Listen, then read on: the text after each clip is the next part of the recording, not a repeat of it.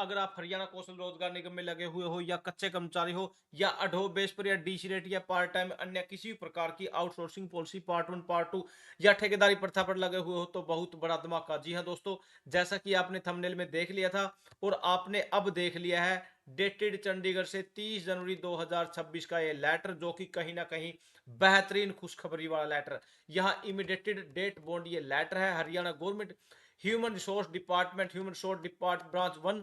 यहाँ पर ये सभी को भेज दिया है। All administrative secretary government of Haryana, all head of department state of Haryana, the managing director chief administrator of all board corporation authorities in state of Haryana, all division commission in state of Haryana, all deputy commission in state of Haryana. ये letter सभी के सभी पास भेज दिया गया है।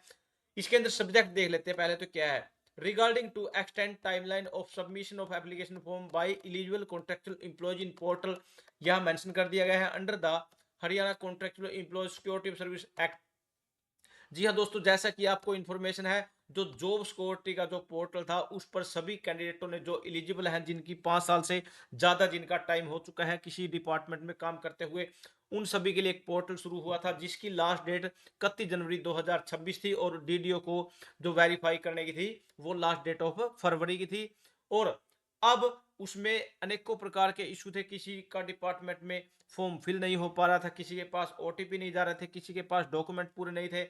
उसको ध्यान में रखते हुए अनेकों प्रकार की समस्याएं, अनेकों प्रकार की यहाँ पर लगातार अपडेटें आ रही थी। सर हमारा क्या होगा, हमारे पास ये डॉक्यूमेंट नहीं है, सर हमारे पास ओटीपी नहीं आ रहा, जिसकी वजह से वो अपना एप्लीकेशन फॉर्म जो एलिजिबल कॉन्ट्रेक्चुअल एम्प्लॉयज है वो नहीं कर पा रहे थे। लेकिन अब इसके अंदर क्या मेंशन कर दिया गया है, I am direct to invite your kind attention the department letter of even number 3rd 23 दिसंबर 2025 को एक लेटर जारी हुआ था and state of Haryana contractual employ security service web portal was launched. उसके बाद 25/12/2025 को submission application by eligible contractual employ और एक पोर्टल लॉन्च हुआ था 25 दिसंबर 2025 को। उस पर जो भी एलिजिबल कैंडिडेट है उन सभी को 31 जनवरी 2026 तक अपने फॉर्म फिल करने थे। It has been brought to the notice the state government that significant number of eligible contractual employees are still in process in filling their application portal। अनेकों प्रकार या अन्य या कुछ कर्मचारी या बहुत सारे कर्मचारी ऐसे हैं जो अभी तक अपना फॉर्म फिल नहीं कर पा रहे थे या फिर वो प्रोसेस में है।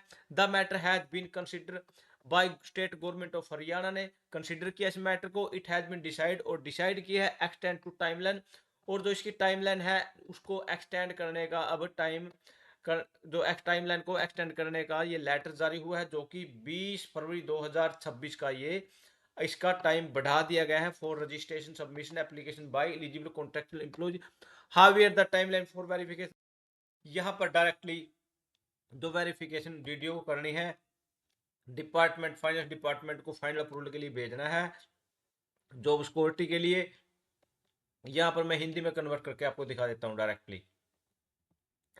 यहाँ ये देखिए दोस्तों, डायरेक्टली हरियाणा संविदा कर्मचारी अधिनियम 2024-25 के अंतर्गत पात्र संविदा कर्मचारियों का पोर्टल पर जो डाटा अपलोड करना था उसकी समय सीमा बढ़ाने के संदर्भ में एक लेटर है। इसमें क्या बोल दिया गया है, 25/12/2025 को पात्र संविदा कर्मचारी द्वारा 31 जनवरी 2026 तक आवेदन जमा करने के लिए लॉन्च किया गया था। राज्य सरकार के संज्ञान में बात लाई गई है कि पात्र संविदा कर्मचारी की महत्वपूर्ण संख्या अभी भी पोर्टल पर अपने आवेदन दाखिल करने की प्रक्रिया में है। राज्य सरकार ने इस मामले में विचार किया है कि पात्र संविदा कर्मचारियों का पंजीकरण और आवेदन जमा करने की समय सीमा 20 फरवरी 2026 तक बढ़ाने का जो निर्णय लिया गया है। हालांकि डीडीओ द्वारा आवेदनों के सत्यापन, वित्त विभाग द्वारा अतिरिक्त पदों के सृजन, विभाग अध्यक्ष द्वारा सेवा सुरक्षा हेतु अंतिम स्वीकृति और प्रस्ताव पत्र जारी करने की सीमा वही रहेगी जो इस विभाग के दिनांक 23 दिसंबर 2025 के पत्र में उल्लेखित है। कृपया इन निर्देशों को समयबद्ध तरीके से कड़ाई से अनुपालन करने के लिए सभी संबंधितों के ध्यान में लाया जाए। यहाँ डायरेक्टली मेरे पास ये लेटर आया था, मैंने अभी तक इसको ऑफिशियल साइट से तो नहीं डाउनलोड किया, इसको मैं आपके सामने शेयर कर रहा हूँ, लेकिन आप इसको अच्छे से देखने से पहले इसकी अच्छे से जांच पड़ताल भी कर लेनी है इसकी ऑफिशियल साइट के माध्यम से। लेकिन अभी अभी जैसा भी जो मेरे पास आया मैंने आपके साथ साझा कर दिया है। थैंक यू दोस्तों, नमस्कार दोस्तों।